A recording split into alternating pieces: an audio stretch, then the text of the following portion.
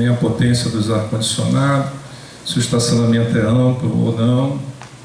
As duas coisas principais, graças a Deus, a igreja tem, o caráter do pastor Luiz Muniz, a sua estrutura familiar.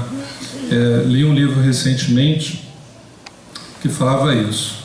A maior pregação, o maior legado que o pastor deixa para a sua igreja é o seu caráter e o seu modelo de família. Tá?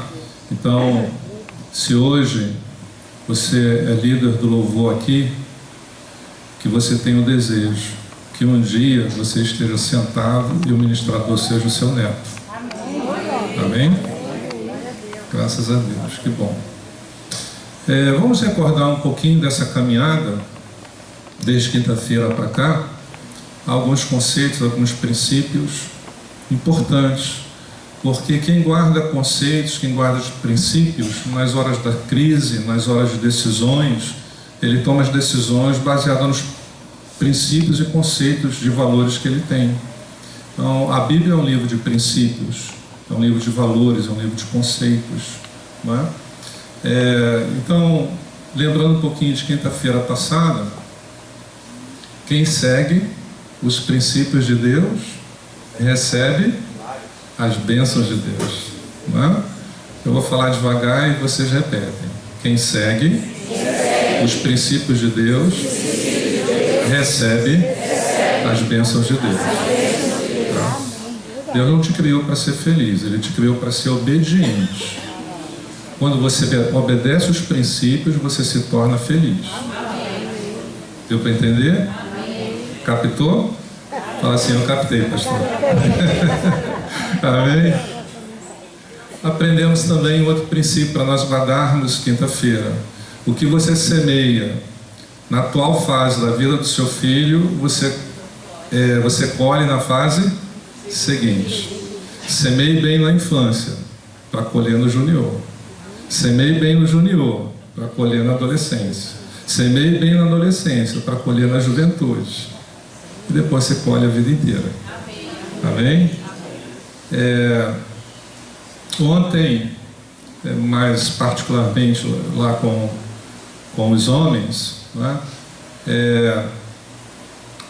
A mudança no lar tem que começar com o chefe da casa. As mulheres poderiam ter dado aquele amém mais maravilhoso do mundo.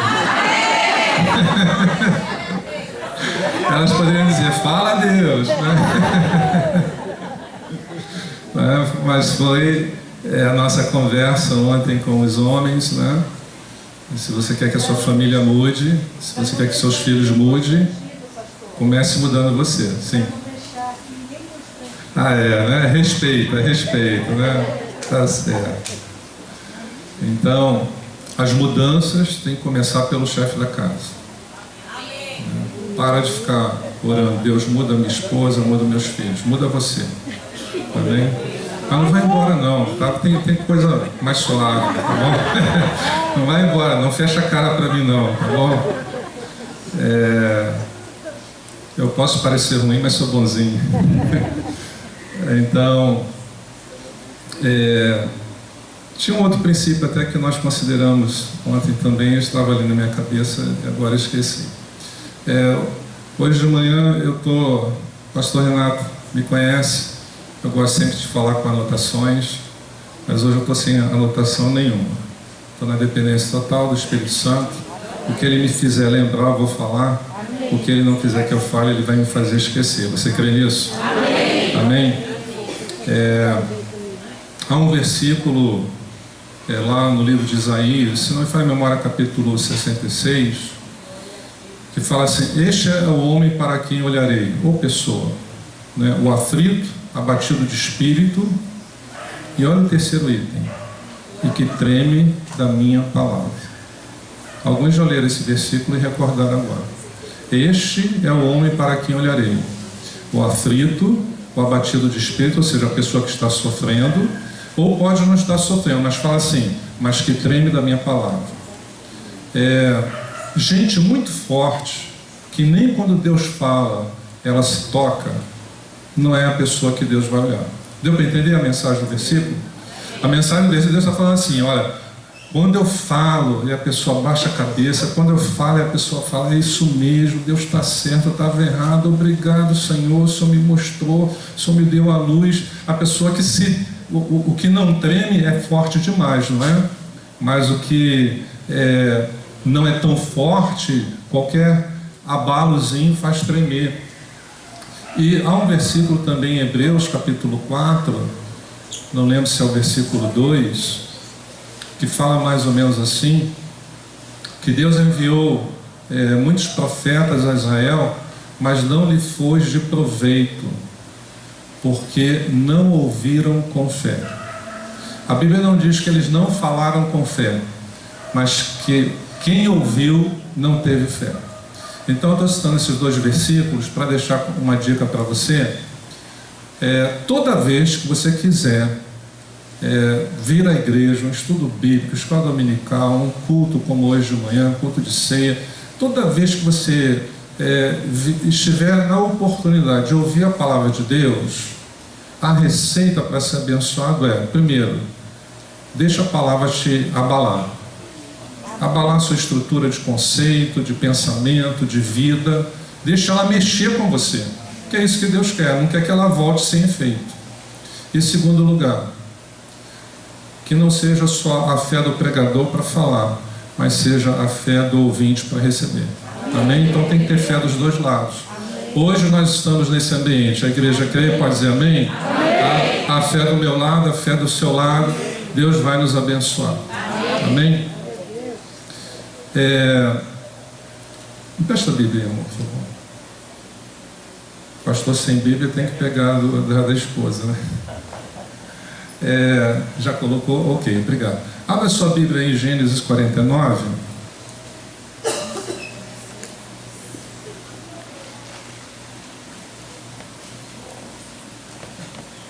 Esse é um capítulo muito interessante da Bíblia. Mas, às vezes, os capítulos mais interessantes da Bíblia, por falta de luz, são aqueles que nós mais ignoramos, porque achamos sem propósito ou chato. Às vezes pensamos assim, para que está aí? Né? Qual é a mensagem de Gênesis 49? Você vê que é um capítulo inteiro, tá? O mesmo assunto. Jacó está no fim da vida. E antes do último suspiro, ele reúne os filhos para abençoá-los. E há uma coisa interessante aqui, que ensina que família não é coisa de mulher, família é coisa de homem. Conhecer filhos, o caráter de cada um, não cabe só a mãe, cabe ao pai também. Jacó, quando chama os filhos, ele tinha 12 filhos, e ele chama por ordem, do primogênito ao caçula. Às vezes, nós homens esquecemos a data de aniversário dos nossos filhos, né? Jacó sabia, ele chama direitinho. Outra coisa que você percebe aqui, Jacó conhecia a personalidade de cada um deles, porque ele cita características próprias, diferentes de um irmão para o outro. Você é assim, teu irmão, aí fala do outro, olha, você é assim. Jacó, ele relembra fases passadas da vida de alguns filhos, fala, você fez isso, né? Naquela ocasião você agiu assim. A história da vida dos filhos não era uma página virada para Jacó nessa altura da vida. O temperamento, o caráter dos filhos, a personalidade não era algo que ele desconhecesse.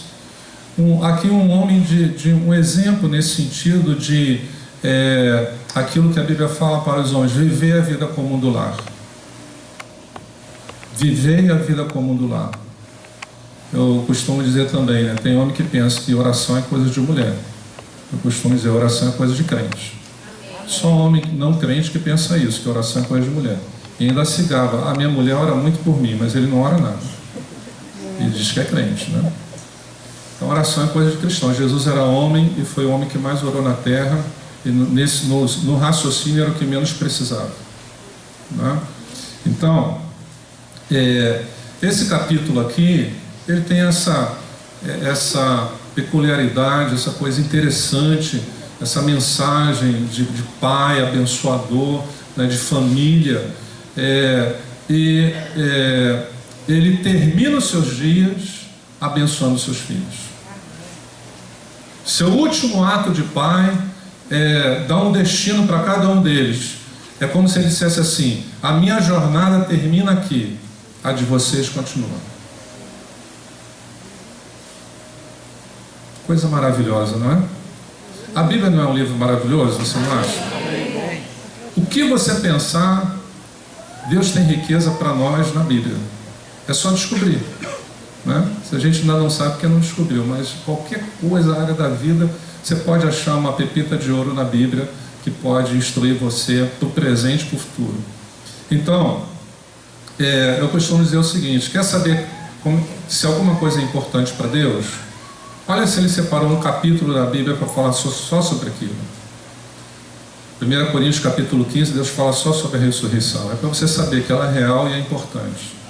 E ela é que mantém a sua esperança como cristão nas lutas dessa vida, né? Quer saber se o relacionamento de casal é importante para Deus? Deus reservou um livro para falar sobre isso, o livro de Cantares, o amor entre o casal. Então, quer saber se ser um pai que cumpre o propósito de Deus, de ser um pai abençoador em todas as fases da vida do filho, e que ele termina a sua jornada abençoando os filhos? Lembra de Gênesis, qual é o capítulo? 49, né?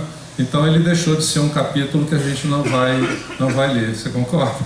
Acho que hoje, se alguém tiver um tempinho à tarde, depois do almoço, deixa eu ler Gênesis capítulo 49, tá? Porque quebrou aquela indisposição que às vezes nós temos gratuitamente.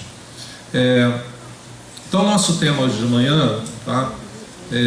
Apesar de ser mais focado para os pais e propositadamente, tá? Eu estava comentando com o pastor Renato, para quem não esteve quinta-feira, né, meu cunhado, muito se fala para o casal e para as mulheres, e não se fala na mesma proporção para os homens. Homens solteiros que vão casar e ter família, e homens que já são casados.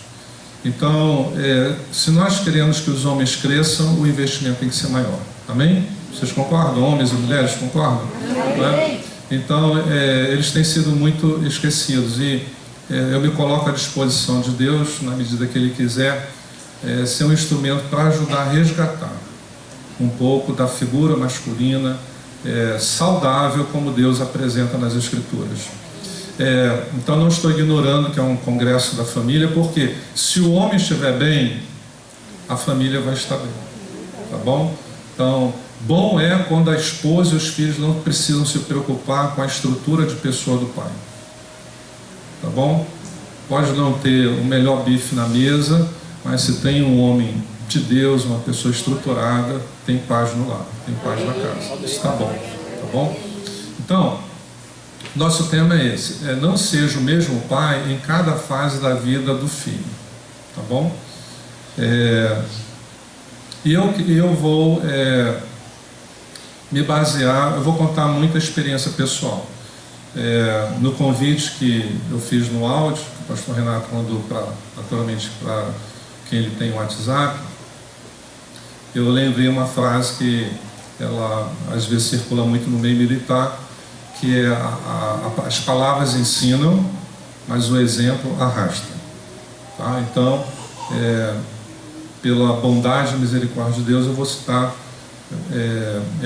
nas fases exemplos que Deus me permitiu como pai vivenciar. E se você quiser checar no final se é verdade, aí pergunta à esposa, que ela está aqui presente, tá bom? Então vamos seguir. A imagem não está boa, e é de propósito. É uma imagem antiga, foto de celular antiga. Aí está a nosso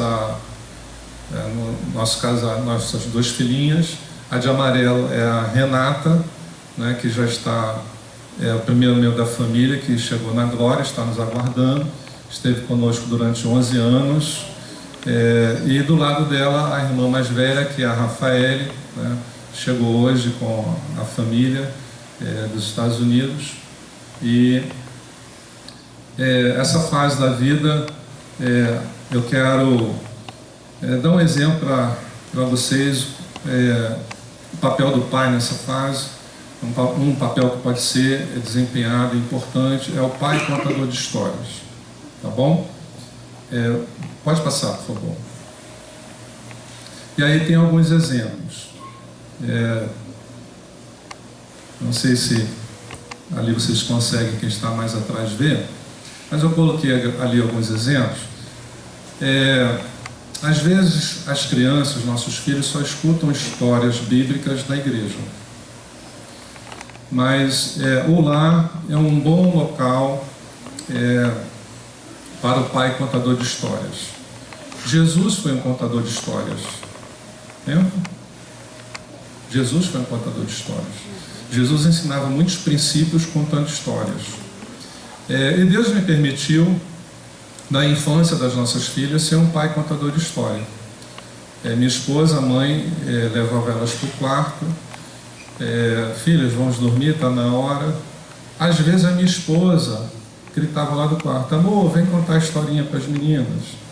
Às vezes ela não falava, e aí uma das meninas gritava: pai, vem contar a historinha. Isso se repetiu muitas vezes, ao ponto que às vezes eu chegava: mas já esgotou meu estoque de historinha. Não importa, pai, pode repetir, né? E ali então elas acabavam dormindo.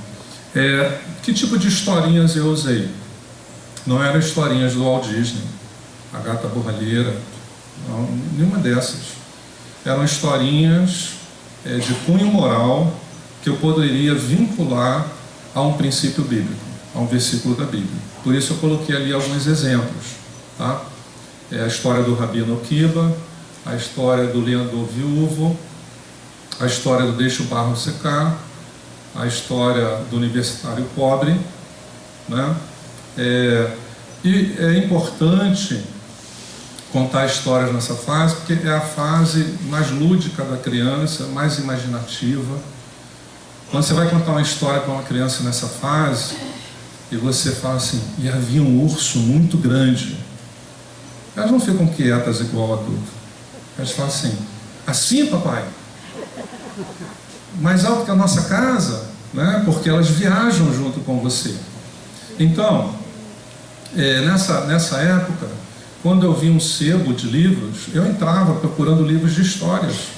E eu folheava para ver os tipos de histórias, se não eram histórias misturando magia ali, porque o diabo também tem foco nas crianças. Então, aí eu olhava, folheava o livro. Então, não, são histórias de cunho moral. E aí Deus me lembrava de um versículo da Bíblia que tinha relação, que poderia ser aplicado, e aí eu utilizava. Vocês querem uma ilustração? Amém? Nós cantamos uma canção hoje que dizia assim: agora eu quero ver se você mentiu ou falou a verdade quando cantou. Quero ser como criança. Tá? Então agora, um exemplo só para os pais. Eu quero dizer para os homens: olha, na maioria dos casos, todos os pastores eram extremamente tímidos antes do chamado. Era o meu caso, tá bom? Então, eu jamais ia me imaginar fazendo isso. Mas o poder de Deus se aperfeiçoa na nossa força, amém? Não, na fraqueza. Então, se você falar, se for, pastor, isso não é para mim, não tem jeito, irmão, o poder de Deus vai se aperfeiçoar na sua fraqueza. Só basta, Deus só quer ouvir assim: Deus, eu quero. Aí o Espírito Santo vem e ajuda, tá? Então, alguém que não imaginava, vou contar a história agora aqui, tá bom? Então,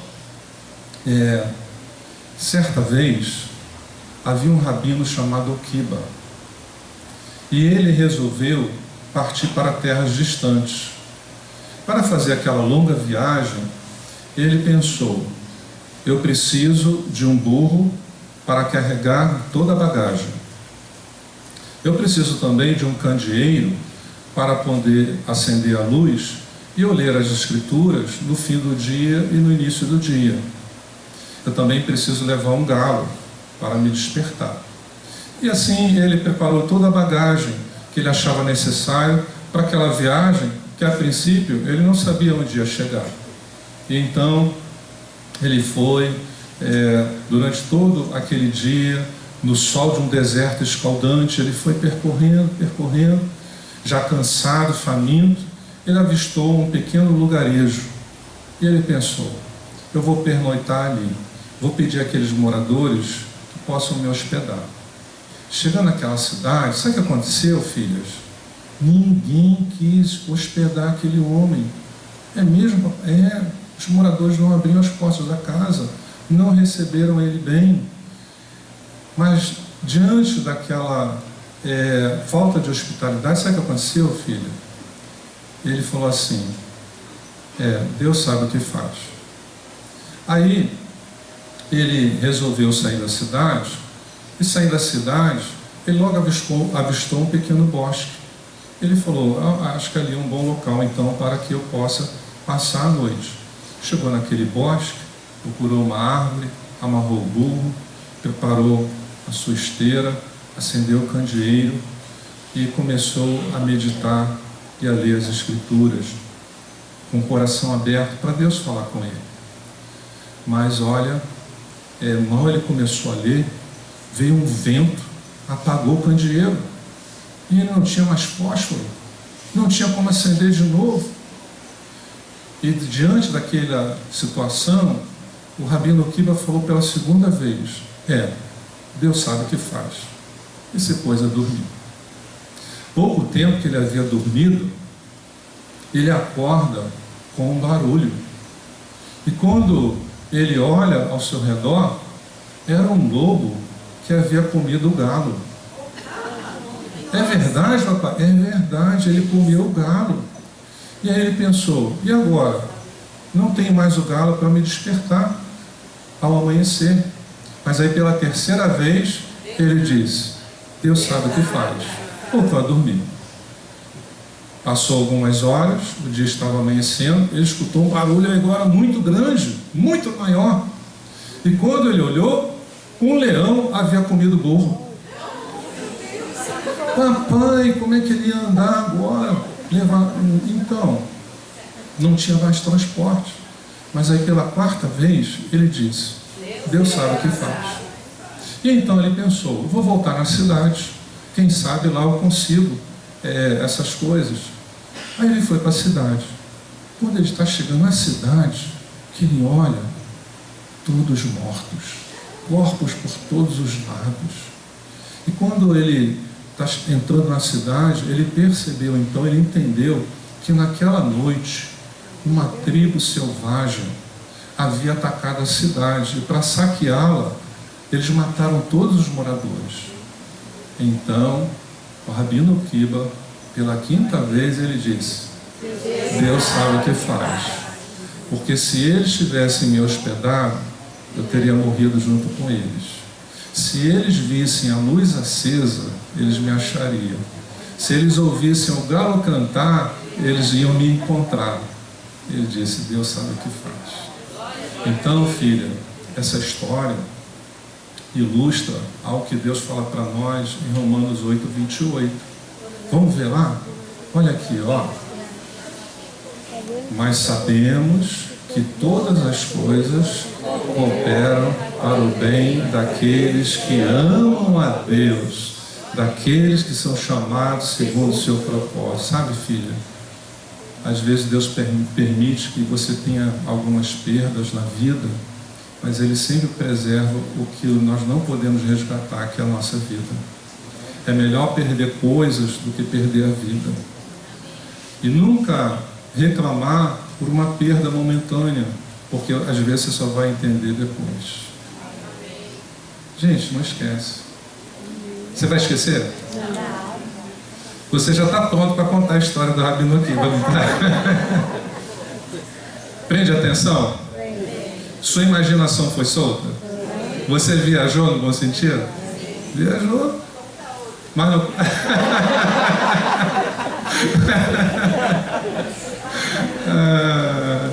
é o que elas faziam. Lenhador viúvo não tem uma, não? Então tá bom. A gente encerra nessa, tá?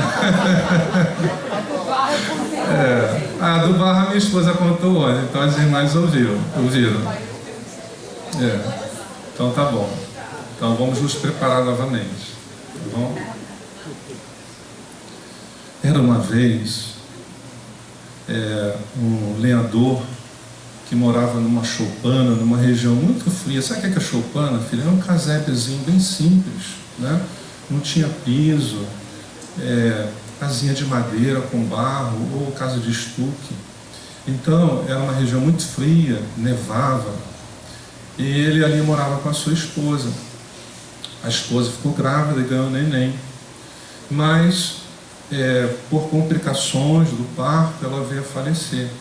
E ele ficou viúvo com aquele nenenzinho. Eles moravam numa região distante, não havia atendimento médico. E agora aquele lenhador, sozinho com o bebê, ele tinha um cachorro mestiço, um cachorro lobo. E ele precisava, como ele sempre fez, sair para caçar, para trazer alimento para casa. Então, certa manhã, ele cuidou do bebezinho, se arrumou, pegou sua arma, saiu de casa, fechou a porta e foi caçar. Voltando no fim do dia com a sua caça, estava longe ainda da casa, quando ele percebeu a porta entreaberta. Quando ele viu, o coração disparou.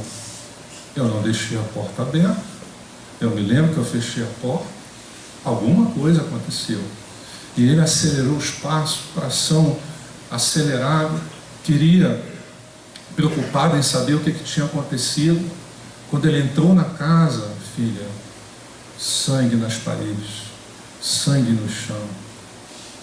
Ele olhou para o canto, viu seu cachorro mestiço com o focinho sujo de sangue.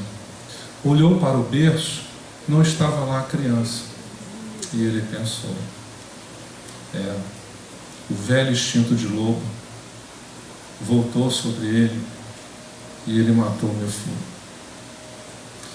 Diante daquela cena, na parede havia um cutelo, um grande machado.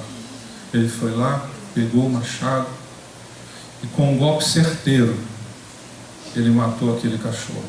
Você matou meu filho. E ele matou o cachorro. Com o barulho que o cachorro fez, do golpe violento, houve um choro de criança. Ele falou, de onde vem esse choro? E quando ele foi ver, ele olhou embaixo da cama. O neném estava lá, são e salvo. Próximo ao neném, uma grande víbora,